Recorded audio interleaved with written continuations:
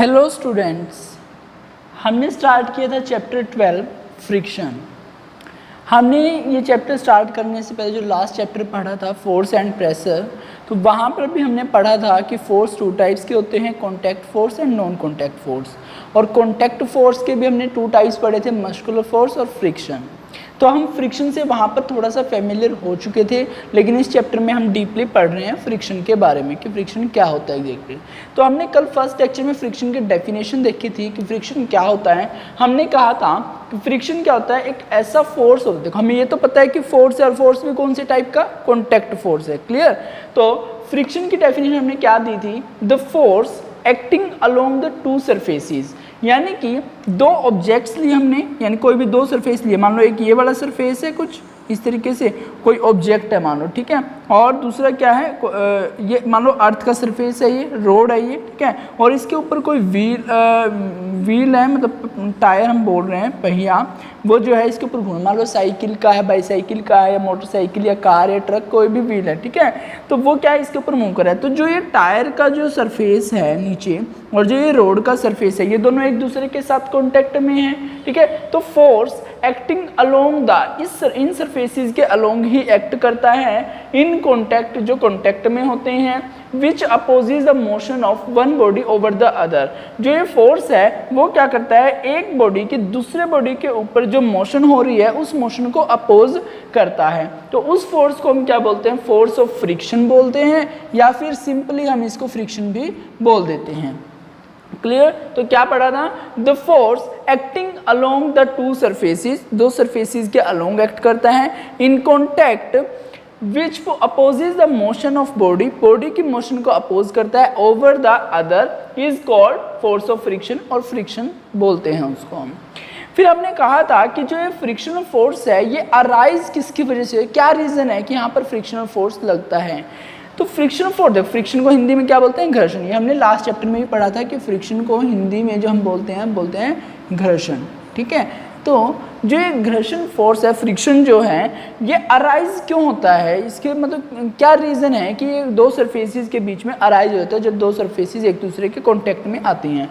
तो रीज़न क्या पढ़ा था हमने, 2 रीज़न पढ़े थे। एक तो पढ़ा था इंटरलॉकिंग ऑफ सरफेसेस, जो सरफेस होते हैं वो इंटरलॉक हो जाते हैं, और दूसरा हमने पढ़ा था एडहेशन बिटवीन 2 सरफेसेस, 2 सरफेसेस के बीच में एडहेशन होता है। ये हमने कल अच्छे से देख लिया था। देखो इंटरलॉकिंग और एडहेशन जो था, इनका मेन रीज़न जो था, मेन रीज़न क्या था इनका, सरफेसेस की रफनेस, ठीक है। तो मेन रीज़न क्या था इनका, रफनेस ऑफ सरफेसेस। सरफेसेस की जो रफनेस थी वो मेन रीजन था interlocking of surfaces and adhesion between 2 surfaces का। देखो इंटरलॉकिंग के बारे में हमने क्या समझे थे, हमने ये कहा था कि कोई भी सरफेस जो है वो स्मूथ, प्रॉपरली स्मूथ नहीं होता। All the surfaces are rough, ठीक है, सारे के सारे सरफेस कहते हैं रफ होते हैं। अब देखो रफ से मतलब क्या है, उबड़ खाबड़ समझ सकते हैं हम, ठीक है। कोई भी सरफेस प्लेन नहीं है, स्मूथ नहीं है, सारे के सारे सरफेस जो है रफ होते हैं। रफ से क्या मतलब, मान लो अगर कोई नेक्ड आई से, नंगी आंखों से हमें कोई सरफेस प्लेन अगर दिख रहा है तो भी वो प्लेन नहीं है, उसमें कुछ ना कुछ रफनेस है ही है, ठीक है। अब जैसे बोर्ड है, ये आपको प्लेन दिख रहा है, लेकिन ये एग्जैक्टली प्लेन नहीं है। अगर ये एग्जैक्टली प्लेन और स्मूथ होता तो मैं इस बोर्ड के ऊपर लिख ही नहीं पाता, ठीक है। तो इस बोर्ड में भी कुछ ना कुछ रफनेस है, और जो मार्कर है इसकी जो ये आगे निप है इसमें भी कुछ ना कुछ रफनेस है, तभी जो है मार्कर की हेल्प से यहाँ पर लिखा जा रहा है, अदरवाइज नहीं लिख सकते थे हम, ठीक है। तो फ्रिक्शनल फोर्स जो है यहाँ पर इंटरलॉकिंग की वजह से हो रहा है सरफेसेस के बीच में, और एडहेशन की वजह से ये क्या है, रफनेस होती है, मेन रीजन है। अब 2 सरफेसेस हैं, वो दोनों एक दूसरे के साथ कांटेक्ट में है, और दोनों, कोई भी सरफेस जो है प्लेन नहीं होता, स्मूथ नहीं होता, रफ होता है। यानी कि एक सरफेस हमने लिया कुछ इस तरीके से, ये रफनेस हमने दिखाई, दूसरा सरफेस हमने लिया कुछ इस तरीके से और ये रफनेस हमने दिखाई। जब ये बॉडी इस बॉडी के ऊपर मूव करेगी तो क्या होगा, ये एग्जैक्टली क्या होगा, देखो जब ये इसके ऊपर आएगी तो ये बिल्कुल इस तरीके से आएंगे, ठीक है, इस तरीके से। तो यहाँ क्या हो रहा है, दोनों इंटरलॉक हो रही हैं। जब मान लो ये दो इस तरीके से इंटरलॉक हो रही हैं, ठीक है, इंटरलॉक होने में तो एक दूसरे के मूव को क्या करेगी, रोकने की कोशिश करेगी। मान लो कोई पर्सन उधर मूव कर रहा है, आप उसका हैंड पकड़ लेते हो और वो अगर पर्सन उस तरफ मूव कर रहा है, आप उसको अपनी तरफ खींचने की कोशिश करोगे, ठीक है, उसका हाथ एकदम से अच्छे से होल्ड करोगे तो वो मूव करने में थोड़ी सी प्रॉब्लम आएगी उसको। इसी तरीके से यहाँ पर अगर आप इंटरलॉकिंग, दो सरफेसेस अगर इंटरलॉक हो जाते हैं या अच्छे से होल्ड हो जाते हैं एक दूसरे के साथ, तो इसके एक बॉडी दूसरी बॉडी के ऊपर मूव नहीं कर पाएगी। तो उस टाइम पर जो यहाँ पर फोर्स अप्लाई हो रहा है इन दोनों के सरफेसेस पे, वो कौन सा फोर्स है, फोर्स ऑफ फ्रिक्शन। क्लियर। तो यहाँ पर ये इंटरलॉकिंग हमें अच्छे से समझ में आ गई थी। जब हमने एडहेशन की बात की थी तो हमने क्या कहा था, जब तो दो सरफेसेस हम बोल रहे हैं, ठीक है, इस तरीके से, अब क्या है, इनमें से मान लो कोई एक सरफेस ये है और दूसरा सरफेस हम किस तरीके से ले लेते हैं, मान लो दूसरा सरफेस कुछ ये है इस तरीके से। अब क्या है, इस सरफेस का ये सरफेस इसके ऊपर मूव कर रहा है, तो जब ये मूव करेगा तो इन दोनों के जो पॉइंट है एक दूसरे के कुछ कॉन्टैक्ट पॉइंट होंगे, यानी कि एक दूसरे के साथ एग्जैक्टली कॉन्टैक्ट में आएंगे। जैसे ये सरफेस जब इसके ऊपर मूव करेगा तो ये देखो किस तरीके से है, कुछ इस तरीके से है, ये देखो, ये देखो, ये फिर ये यहाँ पर ऐसे आएगा, ये फिर ये इस तरीके से, ये इस तरीके से आएगा। तो ये जो पॉइंट्स आ रहे हैं यहाँ पर, ये वाला, ये एक दूसरे के कांटेक्ट के हैं, जहाँ पे कुछ स्पेशल सर्टेन पॉइंट्स हैं जहाँ पर एक दोनों एक दूसरे के कांटेक्ट में आ रहे हैं। देखो ये स्पेस पूरे का पूरा खाली पड़ा है, ये वाला सर, ये भी सरफेस खाली पड़ा है, ये भी खाली, ये दोनों एक दूसरे के साथ कांटेक्ट नहीं कर रहे सरफेस। यहाँ पर कुछ ही सर्टेन पॉइंट्स हैं, निश्चित पॉइंट्स हैं जहाँ पर वो एक दूसरे के साथ कांटेक्ट बना पा रहे हैं। और इन पॉइंट्स के ऊपर दोनों सरफेसेस में कुछ, क्योंकि हर एक चीज़ किससे मिलकर बने, मॉलिक्यूल्स हैं, एटम्स से, एलिमेंट्स से मिलकर बने हुए हैं। तो एटम्स हैं, मॉलिक्यूल्स यहाँ पर हैं, उन एटम्स से मॉलिक्यूल्स पे कुछ ना कुछ चार्ज होगा वहाँ पर, ठीक है। और वो जो चार्ज है क्योंकि वो चार्ज क्या स्टेबल है, वहाँ पर मूव नहीं कर रहा, तो उस चार्ज को हम बोलते हैं इलेक्ट्रोस्टैटिक चार्ज। तो यहाँ पर जो एडहेशन होगी, दोनों एक दूसरे के साथ कांटेक्ट बना रहे हैं, एडहेस हो रहे हैं, चिपक रहे हैं, तो वो किसकी वजह से हो रहा है, इलेक्ट्रोस्टैटिक फोर्स ऑफ अट्रैक्शन की वजह से हो रहा है, ठीक है। और वो एडहेशन भी इलेक्ट्रोस्टैटिक फोर्स ऑफ अट्रैक्शन क्यों हो रहा है, क्योंकि यहाँ पर रफनेस थी सरफेसेस में। तो मेन रीजन तो सरफेसेस की रफनेस ही है, ठीक है। तो उनको हमने नाम किस तरीके से एक्सप्लेन किया, अगर वो एक दूसरे के साथ बिल्कुल प्रॉपरली इस तरीके से होल्ड हो रहे हैं, इट मीन्स क्या है, वो इंटरलॉकिंग कर रहे हैं। क्लियर। और अगर वो पॉइंट कॉन्टैक्ट के कुछ ही सर्टेन पॉइंट्स कॉन्टैक्ट के, तो वहां पर इलेक्ट्रोस्टैटिक फोर्स आ रहा है और उसको हम बोल रहे हैं एडहेशन बिटवीन टू सरफेसेस। ये दो मेन रीजंस हैं किसके, फ्रिक्शन फोर्स के। ये सब हम कल पढ़ चुके थे। आज हम नेक्स्ट अपना टॉपिक स्टार्ट करते हैं। अब फैक्टर्स अफेक्टिंग फ्रिक्शन। अब जो फ्रिक्शनल फोर्स लग रहा है तो इसको कौन कौन से फैक्टर्स हैं जो अफेक्ट करते हैं, कि कब ये फोर्स ज़्यादा हो जाता है, कब ये फोर्स कम हो जाता है, कब ये फोर्स नहीं लग रहा है या लगेगा, तो वो चीज़ें पढ़ते हैं हम, फैक्टर्स पढ़ते हैं, ठीक है। तो फैक्टर के लिए देखो दो फैक्टर्स यहाँ पर आपको मेनली पढ़ने हैं इसमें, ठीक है, दो ही मेन है। देखो फ्रिक्शनल फोर्स, जब भी कोई चीज़ कोई ऑब्जेक्ट मूव कर रही है तो वहाँ पर फ्रिक्शनल फोर्स बिल्कुल होगा ही होगा, जीरो फ्रिक्शनल फोर्स नहीं बोल सकते हम, ठीक है, क्योंकि कोई भी सरफेस प्रॉपरली स्मूथ नहीं है। अब देखो फैक्टर्स अफेक्टिंग, कौन कौन से फैक्टर्स हैं जो अफेक्ट कर रहे हैं फ्रिक्शन को। First is on a horizontal surface, कोई हॉरिजॉन्टल सरफेस है उसके ऊपर, तो force of friction is directly proportional. जो फोर्स ऑफ फ्रिक्शन है वो डायरेक्टली प्रोपोर्शनल होता है। Force of friction is directly proportional, किसके डायरेक्टली प्रोपोर्शनल होता है, to the weight of the body which moves. जो बॉडी मूव कर रही है उस बॉडी के वेट के ऊपर डायरेक्टली प्रोपोर्शनल होता है फोर्स ऑफ फ्रिक्शन। देखो हॉरिजॉन्टल सरफेस, यहाँ पर क्या लिखा है एक word, horizontal surface. Horizontal surface का मतलब क्या होता है, हमारे पास दो सरफेस, मान लो इस तरीके से, जो जैसे अर्थ के साथ साथ हम बात करें, जो रोड है हमारा, अर्थ है, वो क्या है, हॉरिजॉन्टल सरफेस है हमारा, ठीक है, हॉरिजॉन्टली जो इस तरीके से होता है। अगर कोई ऐसे इस तरीके से सीधा खड़ा है वो क्या है, वर्टिकली है। क्लियर। तो हम बात किसकी कर रहे हैं, हॉरिजॉन्टल सरफेस की। जब हॉरिजॉन्टल सरफेस है, कोई भी सरफेस है वो प्रॉपरली स्मूथ तो है नहीं, तो कुछ ना कुछ उसमें रफनेस होगी। इस तरीके से आपने ये सरफेस मान लिया, हॉरिजॉन्टल सरफेस है ये। अब इस हॉरिजॉन्टल सरफेस के ऊपर कोई दूसरी बॉडी मूव कर रही है, ठीक है। मान लो हमने ये बॉक्स ले लिया, ये बॉक्स जो है इसके ऊपर हम मूव करवाने की कोशिश कर रहे हैं। तो अब इस बॉक्स का जो वेट है, जो बॉडी मूव कर रही है, मूव क्या कर रही है, रोड तो नहीं मूव कर रहा, मूव तो ऑब्जेक्ट कर रही है। तो ये ऑब्जेक्ट जो मूव कर रही है इसका जो वेट है उसके डायरेक्टली प्रोपोर्शनल होगा फ्रिक्शनल फोर्स। डायरेक्टली प्रोपोर्शनल का मतलब क्या है, यानी कि अगर हम इस बॉडी का वेट बढ़ा देते हैं तो जो फ्रिक्शनल फोर्स यहाँ पर लग रहा है, फ्रिक्शन फोर्स यहाँ पर लग रहा है, ये भी क्या हो जाएगा, बढ़ जाएगा। अगर इसका वेट कम कर देंगे तो फ्रिक्शनल फोर्स भी कम हो जाएगा। जैसे कि इसको एग्जाम्पल से समझने की कोशिश करते हैं। मान लो आपके पास कोई एक दो बॉक्स है आपके पास, ठीक है, एक लाइटर बॉक्स है हल्का है और एक हैवी बॉक्स है। मान लो ये हमने ले लिया एक लाइटर बॉक्स है आपके पास हल्के वाला, और एक दूसरा सरफेस तो यही है बिल्कुल सेम ही, लेकिन हमने बॉक्स ले लिया थोड़ा हैवी। क्लियर है? अब देखो जब आप इसको फोर्स लगा के मूव करवाने की कोशिश करोगे तो इसको तो आप मतलब बिल्कुल आसानी से रोल या स्लाइड कर दोगे धक्का देकर थोड़ा सा ही, ठीक है। और इसको जो आपने स्लाइड करने के लिए ज़्यादा फोर्स लगाना पड़ेगा। ज़्यादा फोर्स क्यों लगाना पड़ेगा? क्योंकि यहाँ पर जो ये हैवी वेट है इसका, तो इसका सरफेस जो है इसके साथ ज़्यादा इंटरलॉकिंग कर रहा है, और इंटरलॉकिंग यहाँ पर स्ट्रॉन्ग होने की वजह से फोर्स ऑफ फ्रिक्शन स्ट्रॉन्ग है। इसीलिए आपको अब उसको मूव करवाना है तो उस फोर्स ऑफ फ्रिक्शन को आपने दूर करना पड़ेगा, यानी कि अब यहाँ पर फोर्स ऑफ फ्रिक्शन बढ़ जाता है जैसे ही इस बॉक्स का वेट बढ़ा है, ठीक है। तो जैसे ही वेट बढ़ेगा वैसे ही फोर्स ऑफ फ्रिक्शन बढ़ जाएगा। दूसरा एग्जांपल देखो, कई बार बच्चे स्कूलों में क्या करते हैं, मैट होता है बैठने का, आप जानते हो, चटाई घर में भी होती है, तो अगर आप मैट को सिंपली स्लाइड करते हो सरफेस के ऊपर तो वो इजीली स्लाइड हो जाती है, ठीक है, मूव हो जाती है। लेकिन अगर उसी के ऊपर कोई पर्सन बैठ जाए तो अब जो बॉडी मूव कर रहा है, मूव कौन सी बॉडी कर रही थी, मैट मूव कर रही थी, अब उसके ऊपर कोई पर्सन बैठ गया है, अब उस पर्सन का वेट भी तो वही उस मैट के ऊपर अप्लाई हो रहा है ना, तो टोटल वेट जो है मैट का वो बढ़ जाता है। तो अब उस मैट को मूव करवा पाना क्या है, मुश्किल हो जाता है, और वो रीज़न भी क्या है, फ्रिक्शनल फोर्स है, क्योंकि वहां पर इंटरलॉकिंग हो जाती है और फ्रिक्शनल फोर्स काम करता है।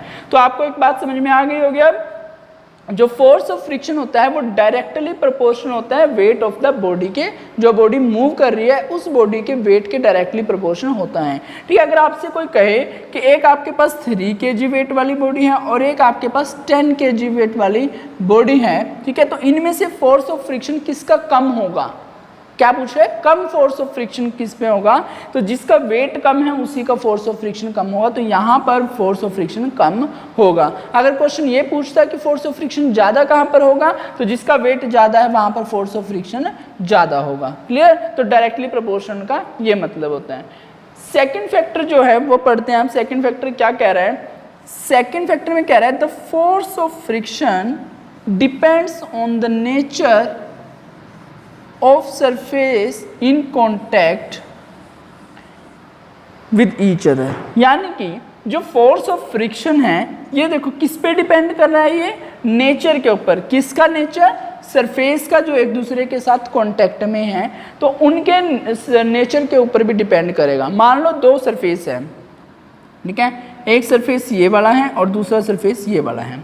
अब ये दोनों सरफेस एक दूसरे के साथ कांटेक्ट में आएंगे, तो अब मान लो इस ऑब्जेक्ट को इसके ऊपर मूव करना है, इस सरफेस को इसके ऊपर मूव करना है, ठीक है। तो इन दोनों का जो सरफेस है उसका नेचर जो होगा उस पर भी डिपेंड करेगा फोर्स ऑफ फ्रिक्शन। इस बात का क्या मतलब है?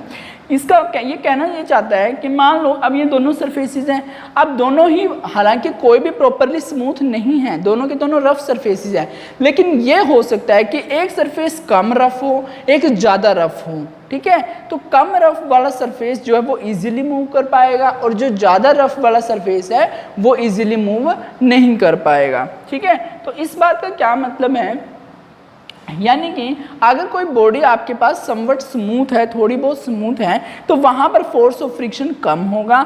अगर ज़्यादा रफ है तो वहाँ पर फोर्स ऑफ फ्रिक्शन ज़्यादा होगा, ठीक है। जैसे हम क्या कर रहे हैं, कई बार हमारे फर्श वगैरह पर अगर हम कोई साबुन का पानी या सर्फ का पानी बिखेर देते हैं तो उस सरफेस के ऊपर, उस फ्लोर के ऊपर चल पाना बहुत ही ज़्यादा मुश्किल हो जाता है। क्यों?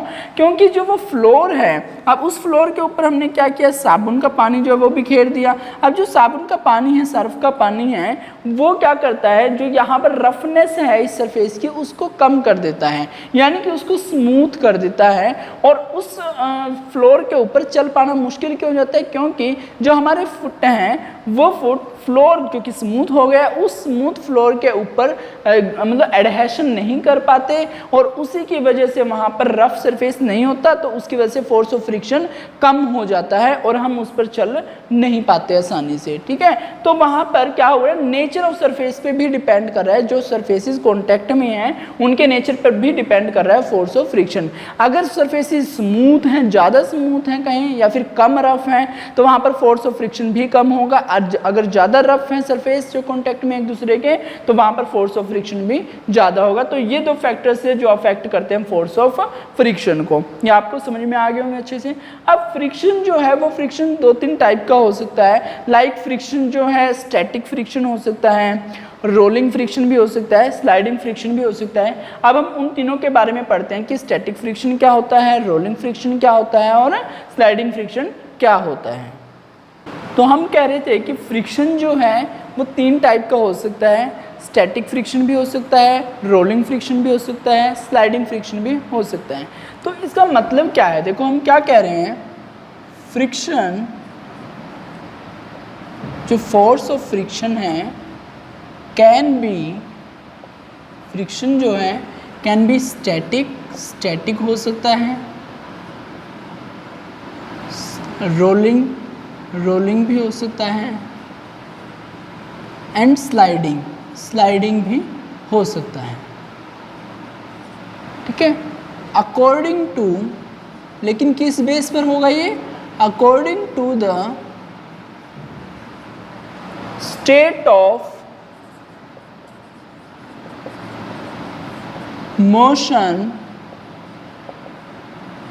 ऑफ द ऑब्जेक्ट, यानी कि जो फ्रिक्शन है वो ऑब्जेक्ट की स्टेट ऑफ मोशन पे डिपेंड करते हुए उसके अकॉर्डिंग स्टैटिक फ्रिक्शन भी हो सकता है, रोलिंग फ्रिक्शन भी हो सकता है, स्लाइडिंग फ्रिक्शन भी हो सकता है। अब स्टेट ऑफ मोशन का क्या मतलब है, जब हम चैप्टर पढ़ रहे थे फोर्स एंड प्रेशर तब हमने पढ़ा था कि स्टेट ऑफ मोशन क्या होता है।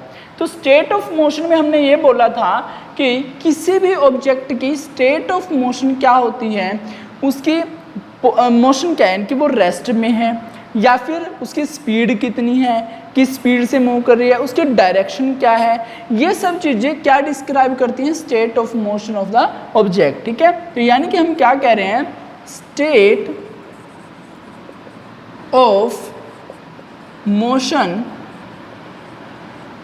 ऑफ एन ऑब्जेक्ट और बॉडी आप बोल सकते हो, किसी बॉडी की स्टेट ऑफ मोशन जो है इज डिस्क्राइब्ड, वो डिस्क्राइब की जा सकती है, डिस्क्राइब्ड बाय इट्स स्पीड, उस बॉडी की स्पीड से, डायरेक्शन से। ठीक है, यानी कि उस बॉडी की स्पीड क्या है, किस स्पीड से वो मूव कर रही है, किस डायरेक्शन में वो मूव कर रही है, इन सब चीज़ों से हम क्या बता सकते हैं, स्टेट ऑफ मोशन बता सकते हैं। अब जो यहाँ पर स्पीड की हम बात कर रहे हैं, अगर ऑब्जेक्ट की स्पीड ही 0 हो तो स्पीड 0 का मतलब क्या है कि वो बॉडी क्या है, एट रेस्ट पर है। This implies the body is at rest, तो बॉडी जो है रेस्ट पर है। अगर हमें उस बॉडी को रेस्ट से, मान लो कोई बॉक्स लिया हमने, ये बॉक्स है, ठीक है, ये बॉक्स क्या है, रेस्ट के ऊपर है, 0 स्पीड है इट मीन्स इसकी, और इस बॉक्स को हम मूव करवाना चाहते हैं। तो मूव करवाने के लिए हमें इस बॉक्स के ऊपर मान लो फोर्स अप्लाई किया, एक F फोर्स हम इसके ऊपर अप्लाई कर रहे हैं। तो वो फोर्स जब अप्लाई कर रहे हैं तो देखो अब ये जो ऑब्जेक्ट है, ये जो बॉक्स है, इसका ये वाला सरफेस हमने देखा, और यहाँ पर जो ये अर्थ का सरफेस है वो देखा हमने। तो ये दोनों सरफेसेस एक दूसरे के साथ कांटेक्ट में हैं, तो यहाँ पर फोर्स ऑफ फ्रिक्शन, और इनके सरफेसेस जो है यहाँ पर जो फोर्स लग रहा है वो कौन सा फोर्स लगेगा, फ्रिक्शन फोर्स। ये फोर्स तो हम इस पे लगा रहे हैं इसको मूव करवाने के लिए, लेकिन यहाँ पर एक फोर्स लग रहा है, फोर्स ऑफ फ्रिक्शन होगा। तो जब ये बॉडी रेस्ट पर है तब इसके ऊपर फोर्स लग रहा है, ठीक है। अब वो फोर्स ऑफ फ्रिक्शन जो है, उस फोर्स ऑफ फ्रिक्शन को हम बोलते हैं स्टैटिक फ्रिक्शन।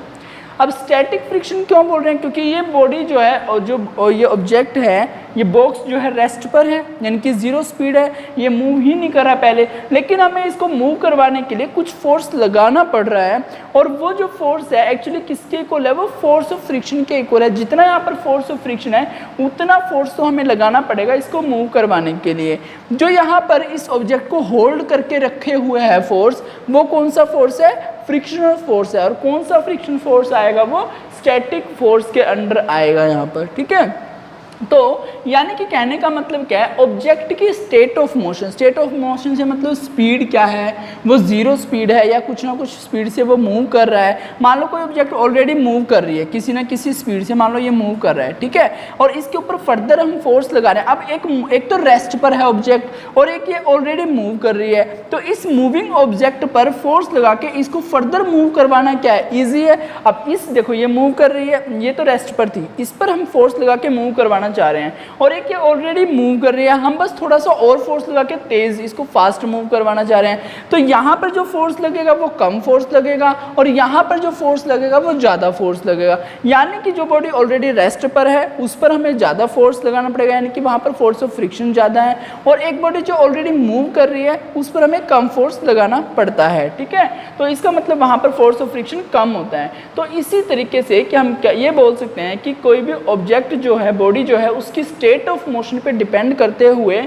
हम जो है फोर्स ऑफ फ्रिक्शन को डिस्क्राइब कर सकते हैं तीन टाइप्स में। कौन कौन से, static friction, rolling friction, sliding friction, ठीक है। तो ये एक बेसिक आइडिया आज हमें मिल गया है कि स्टैटिक फ्रिक्शन होता है, रोलिंग फ्रिक्शन और एक स्लाइडिंग फ्रिक्शन। अब ये क्या क्या होता है, इनकी डेफिनेशन क्या है, ये सब कुछ हम नेक्स्ट लेक्चर में समझेंगे। तब तक के लिए आप ये लेक्चर देखिए, कोई भी प्रॉब्लम है तो आप जो है कमेंट सेक्शन में पूछ सकते हैं। आप वीडियोज़ को देखकर अपना सिलेबस स्ट्रिक्टली कवर कीजिए। Thank you.